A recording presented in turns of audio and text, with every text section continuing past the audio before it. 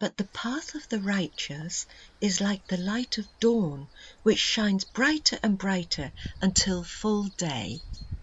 Now we know that Watchtower likes to use that verse to justify their continual changes of doctrine. But what does it actually mean? Well, if you look at the context, it's contrasting the way of the wicked, which is very dark, with the path of the righteous one, which is full of light. Now, first of all, we might look at the day that this verse is talking about.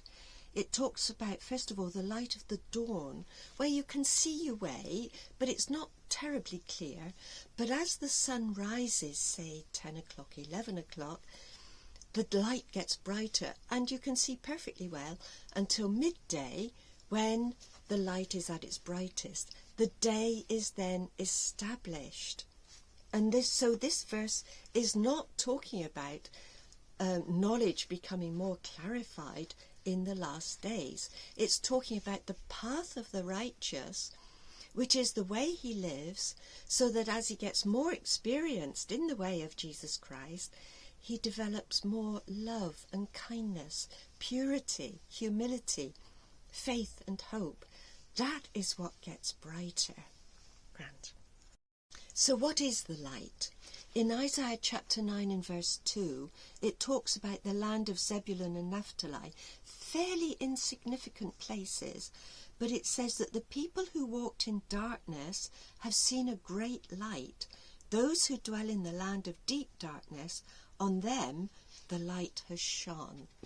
Now we know from Matthew that this is applied to Jesus Christ, that the people at his time were in darkness. They had the true religion, they had the law of Moses, but the Pharisees had made it very, very dark. With their nitpicking rules, it had become a huge burden. Jesus was the light. Now, if we look at the book of John, chapter 1, very poetic this, and it's talking about the word, and in verse 4 it says that in him was life, and the life was the light of men. In verse 9, the true light, which gives light to everyone, was coming into the world. Now, when it says true light, it doesn't actually mean true as opposed to false. It means ideal. Now, we use this word in conjunction with building. If a wall is true, it's sort of upright. It's not this way or that way. It's true. It doesn't need renovations. It doesn't need correcting or anything like that. So, and as the commentaries say of the true light, it says that it's perfect, ideal. The light is not subject to changing conditions. That's according to Ellicott's commentary. Consequently, Jesus is our midday sun.